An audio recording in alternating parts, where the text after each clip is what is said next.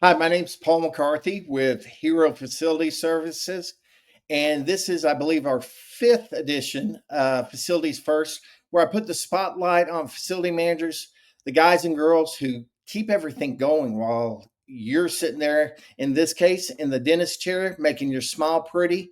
My guest today is going to be Nick Straka with Heartland Dental. And I'm excited to have this conversation with Nick and talk about a few things. We're going to start off with a little fun thing. So, Nick, welcome to the show. Yeah, no, thanks for having me, Paul, man. I'm like I told you leading up to this, I've been excited and nervous all at the same time, just making sure you've been hyping me up. I've got to make sure I deliver here. Well, there's a little bit of folklore about Nick around. So I'm just going to say you do have, big shoes to fill because you've built them.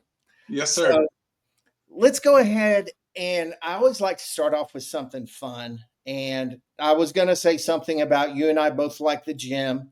My best friend name is Jim, but you like actually working out. But I thought, no, I'm not going to do that. But a little birdie told me that you actually have a gym in your house. Am I correct on that?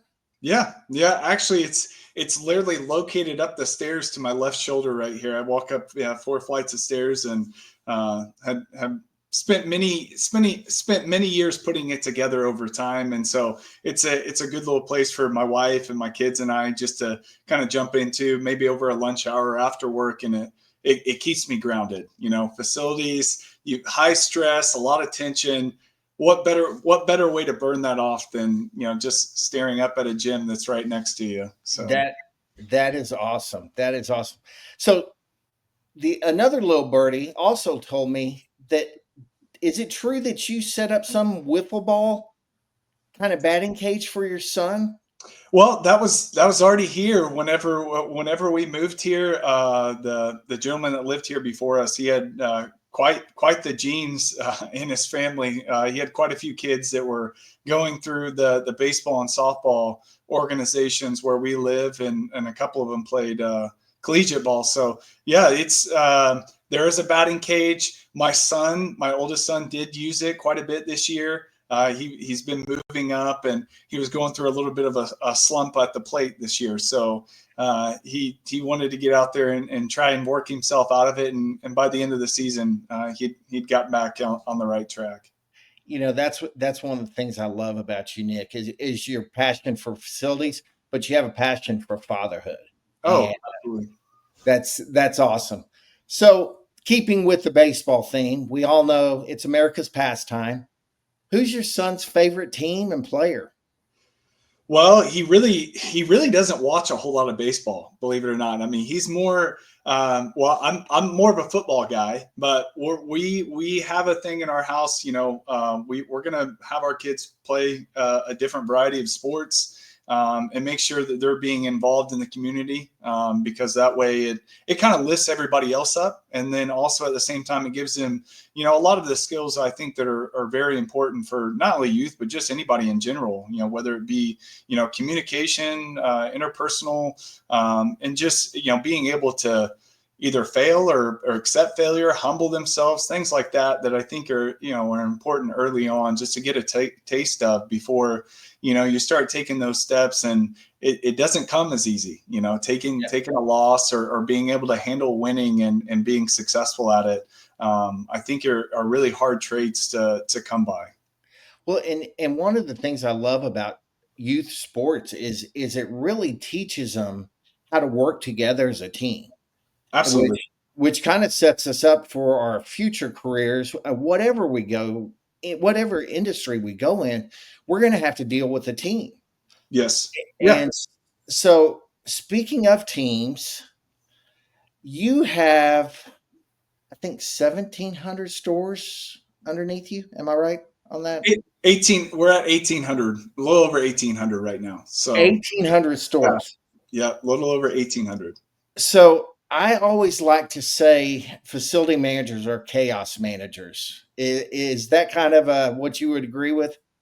Oh yeah, I would consider it to be chaos, but I mean it's good chaos. It's sometimes it's self-imposed, but also at the same time, there's other instances where, hey, this is what we signed up for. So wouldn't have it any other way. That's awesome. So your world is a little different than some other multi-site worlds. I mean, you're dealing with people in a dental chair, and emergencies happen, things happen. So compare your world to a different type of facility. What are some of the nuances that you get to deal with specifically in the dental and medical industry facilities? Yeah, I mean, I would say for the most part, I mean, industries don't, I mean, I wouldn't say differ. I mean, mostly. At the end of the day, I think from our standpoint, the last thing we want is there to be any impacts or alterations or disruptions to supporting our customer. Our customer in this case is the doctor and their teams, and their customer is the patient. But at the end of the day, the last thing that, me, my team, the facilities team, or any other teams within inside of Heartland, the last thing we want is to hear, patient care has been disrupted.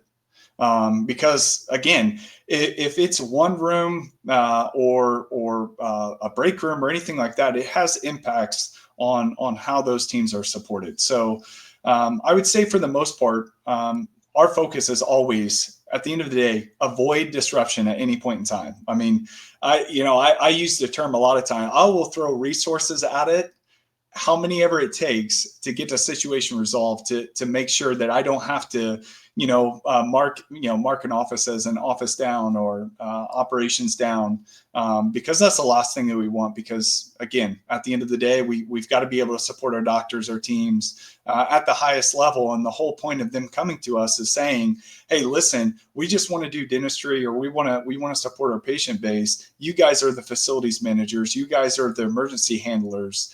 The chaos controllers. I mean, if we want to keep going on, you guys got to be able to say in that moment, the last thing I should be doing is closing my doors to my patients. So do what you've got to do. Make sure you have all the correct providers in place, that they understand what's the service level expectations. If I say, hey, this is emergency, it's an emergency. You're handling it with the utmost care and the utmost urgency to get somebody there. So I don't want to say we're any different, but in a sense that, if something impacts a smaller site, I would say they would all agree that it still hinders how we do things.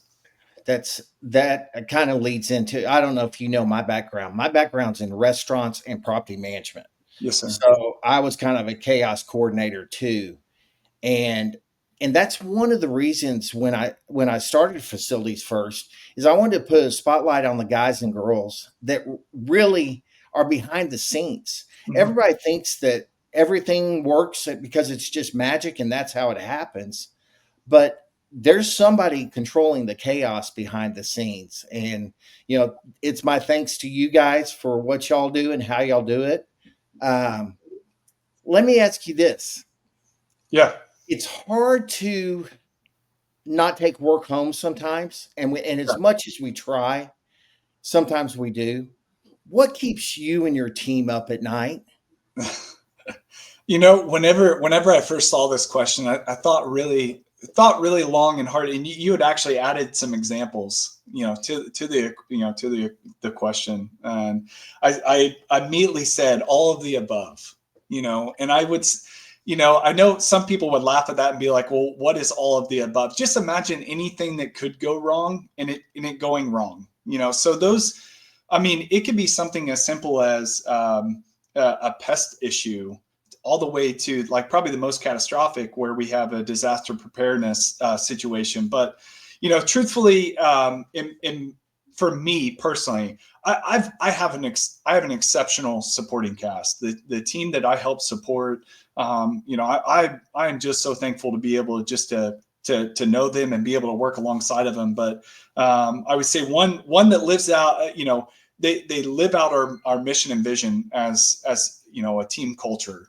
and that's just delivering world-class support. I mean, I'll end it there. They deliver world-class support, and a lot of times there's things that we will do as a group they might excel at everything and it still fail. I mean, and that's inevitable. There's situations where we check all the boxes and we get to the last one and it's like, why didn't this work? You're and then at that point you're just pulling straws. So for me, it was one of our biggest challenges is obviously just value in the facilities industry, and I know that you probably can relate and agree to some of that, and I know others that might. It's such a thankless job. It's always behind the scenes, and you said it's behind the curtain. I always look at it like legitimately the Wizard of Oz. We're doing all these things and and all these knobs and buttons and making the fire go out and on all at the same time. And I wish there was just more understanding, more focus on these individuals that really have to manage so many different things all at one separate time. And every morning we have something with inside of our team where we sit and for 30 minutes we talk about what the day prior was like in terms of work order counts and how many calls that we got. And I just sit there and I look, and we've got 6 people, 7 people on this call. And I'm seeing some of my team members that have, 120 active work orders or 130. And it's just like, can you imagine having 130 different tasks or different situations going on at the same time? And, again, it just makes me feel truly appreciative for them. I just wish more, more people got to see that and got to experience that. And that's ultimately what drives me to do things like this. I welcome the opportunity to talk about them and talk about the things that we do and maybe just bring some light to what goes on in the facilities world. And Nick, I have to say that I always say leaders will water you and help you grow. Bosses will stunt your growth. Yes, sir. And I think you exemplify leadership. And I know that a lot of people in the facilities world look up to you and they respect you because of I think one of your advantages is your background in coaching.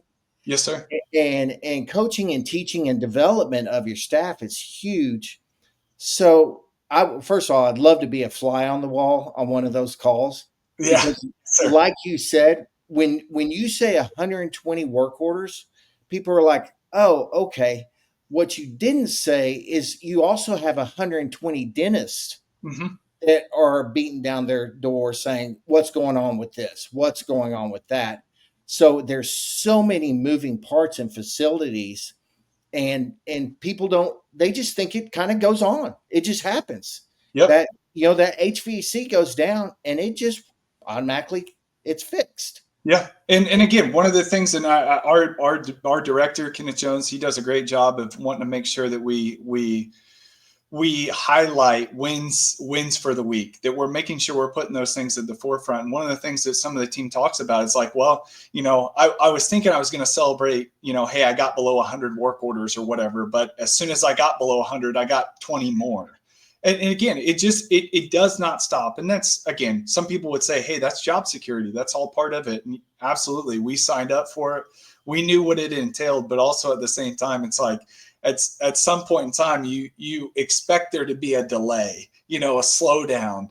There in facilities, there's no slowdown. It's all gas. It's all gas here. Yep, it's all gas and it's multitasking, and it goes back to what we were talking about before the show started. Is sometimes you have to have a little bit of squirrel in you, Yes. and anybody that knows me knows that I am the big time squirrel. And I didn't know you were a big time squirrel also, Right there but with you. I'm noticing that a lot of facility managers are squirrels Yeah. because you have to be 3 steps ahead, and it's something that the squirrel syndrome kind of helps us with. Yep. Yeah, So just being able to jump back and forth from topic to topic without missing a beat. I think most people will probably see this and will be like, yeah, for sure, that guy's definitely one. So, 100%. well, I do a thing called random acts of kindness. So you might get a squirrel shirt at your house pretty soon.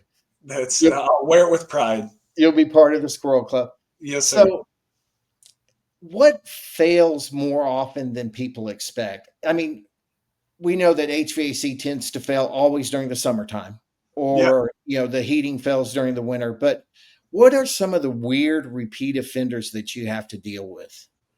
Well, I mean, and again, you kind of highlighted it. I mean, the obvious one that comes to my mind is HVAC. It's probably our most pressing issue. It's our most expensive, and nothing shuts down an office faster, than HVAC. And so, I would say probably one of the strangest reoccurring would be that we got for a while was restroom door closers in employee and patient bathrooms. And what was happening was they would be attached to the trim that is sitting right above the door. Would be kind of what their foundation or how they were tied into the wall. And that trim is only attached by finish nails, trim nails. And over time, thankfully we've got a large patient flow, but a large patient flow that needs to use the restroom. And it would actually detach that trim and would essentially just pull that trim right off the wall and make that door inoperable. And which that, we've got to have working restrooms to support our teams as well as our patients, because you never know. I mean, most of the time, everybody's trying to fit these appointments in either first thing in the morning, over a lunch hour, or late in the day. And they're just scrambling. They're just trying to live life on, in the fast lane, like us facilities people are doing. So we've got to make sure we have working restrooms. But that one I just kept seeing that one reoccurring over and over and over again for a while. So it was a weird one, and not one that we were truly prepared for a bit. That's interesting, because I guess you really don't want to put porta potties out in the parking lot. Well, at the end of the day, I try to not do that at any point in time. It's not a good, if somebody walks into our office and says, hey, can I use the restroom while I wait? And they say, oh, you have to go use the porta john next to the space. It's not a good look. Whenever I do these shows, obviously I try to keep myself on track, and sometimes I skip around, and so you're going to notice it. But Yes, sir. what makes a vendor more than just a fix-it crew? I mean, what makes you call them back? We actually I've had multiple topics on that this week, and I think that's just I think it kind of resonates within the field. It's more than being able to handle a situation, handle it with care. It's how they respond. It's the delicacy in which they do, and you can see it from some vendors to the other, where it's if I pick up the phone and say, "Hey, Paul, I need you on this right now," you'll probably say, "Yep, got it, Nick. Give me 5 seconds." Click. And you call me back in 5 seconds, and the situation is resolved. It's all in the response for us. We can see it, we can feel it. It's tangible because it's through action. I'm all about the action. I'll always say, and my wife knows this, most people that are close to me know this. I'm all about action. You can tell me it until you're blue in the face, but until I actually see it, show me. Show me. The old Jerry Maguire, show me the money. I want to see it. So for me, it's that sense of general appreciation for the partnership, and just the continue to the wherewithal to work through situations, whether they get escalated and they say, "Hey, listen, Nick, I screwed up here. We screwed up here," or, "Hey, we didn't get all the information. We showed up. It was a lot worse than what we fully expected, but this is what we're going to do. These are the things," and all these situations that make my job a lot easier. Because if I don't have an operations team or somebody saying, "Nick, you dropped the ball," I'm coming back to my partner, and I'm like, "Hey, why did we drop the ball? What were the situations that were, preventing us to succeed?" And, for the most part, it's just, like I said, I want to be able to build a long lasting partnership with somebody. I want somebody to see, hey, Heartland Dental, they're a great company to work with, because whenever we do have a situation where, again, it is inevitable, we're going to have escalations. They're going to take time to respond and put together the information, and they're going to let us respond as well. And usually you can tell whenever a company takes the initiative and says, hey, we're not just only going to respond, but you're going to also see it. You're going to feel it from that standpoint. I love your word because I use it all the time. It's not a vendor customer relationship. It's a partnership Absolutely. because we win together and we lose together. Yep. And I always tell our ops team, listen, if you make a mistake, fall on the sword because people appreciate the honesty, but have a plan in place to fix it once you're falling on your sword. Yes, sir. And that's where, for us at Hero, that we try to make sure that we have rock three principles: responsiveness, ownership, communication, consistency, and competitiveness. And Yep. we try to live by those. And they all have to do with facilities and what we have to deal with. So if you could wave a magic wand, with speaking of Wizard of Oz, waving that wand, Yeah, there we go. what one problem in facility management would you fix? I would see, again, and I don't know how people would view this, but at the same time, this is how I feel. I would say it's just the structure of where the facilities team value lies in a company culture, company standard. Again, I've only been in facilities 8 years. I mean, I know that there's people that have probably been longer, have spent longer time, and had different experiences. But this is from my standpoint, from 3 or 4 separate organizations, and just again how we see the footprint and how we see the teams and the growth of those teams. And I would just say there's an ability to create environments that a lot of people would not feel successful in, right? It takes a different mindset. And I mean, let's just go back to the squirrel mindset and just being multitaskers.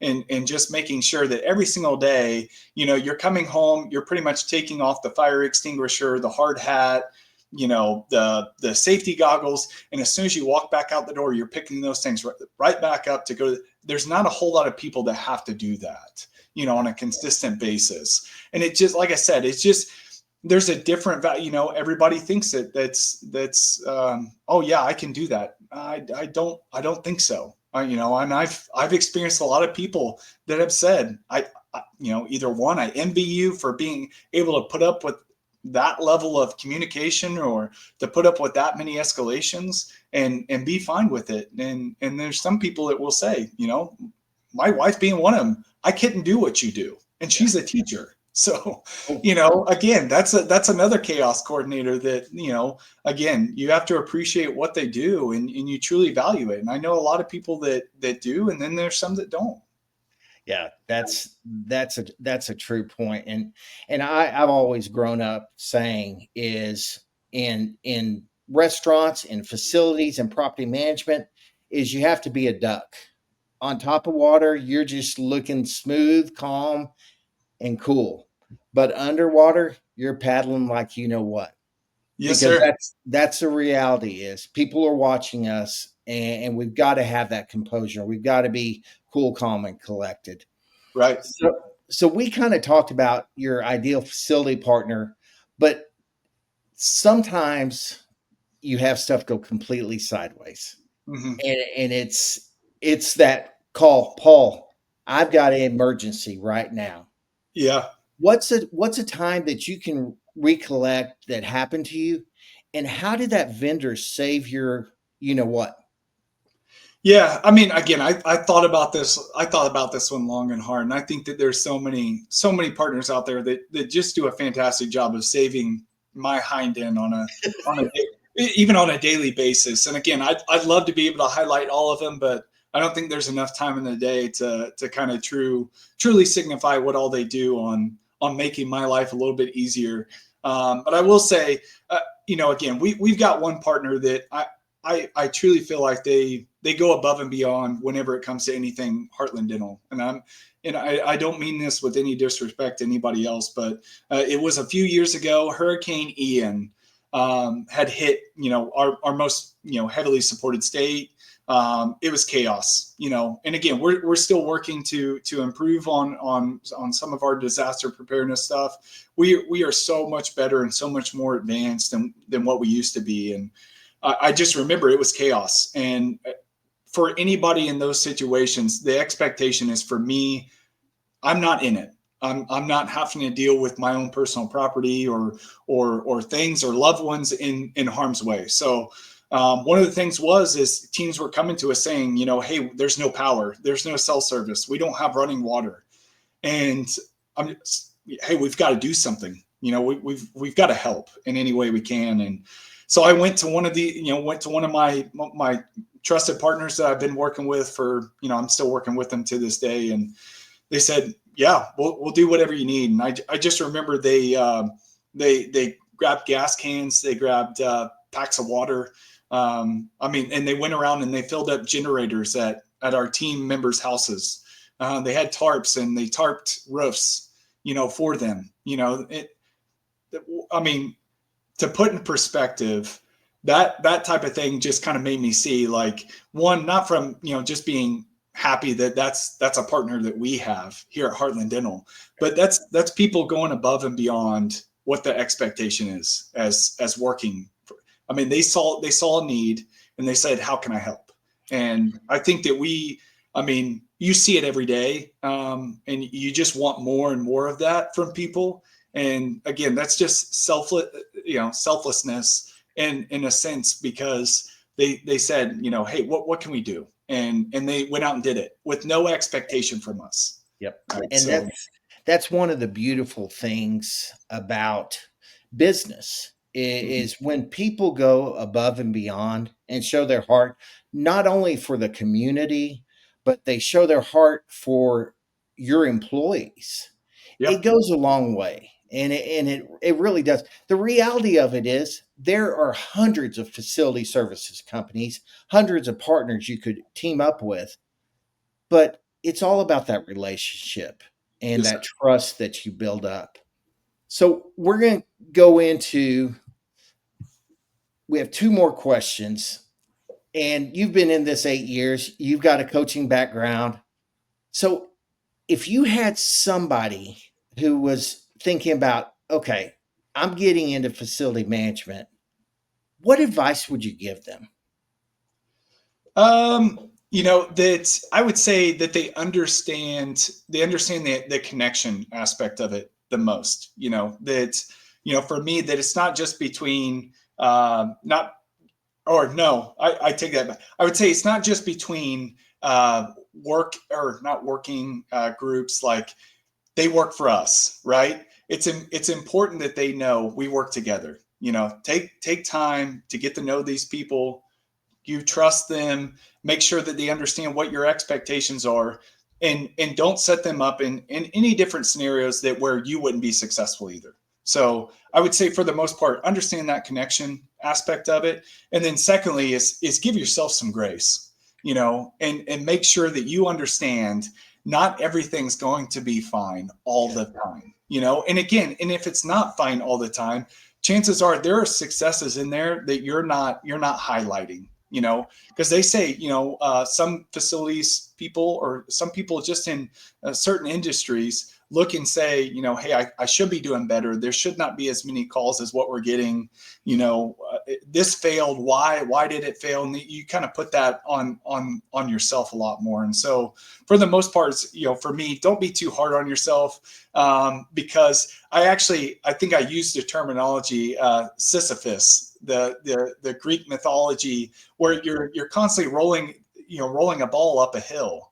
And once you get to the top, that ball rolls back down. And so you have to start that process all over again. And so, obviously just making sure that you don't exhaust yourself, you give yourself time to understand situations, how to respond to them, how to react to them. And again, take time for yourself. Don't overload yourself, and understand you're human. I told the team this morning, I said, you would think I came from an alienated planet. I've got an S on my chest and a cape on my back, just how some people respond. I'm not Superman.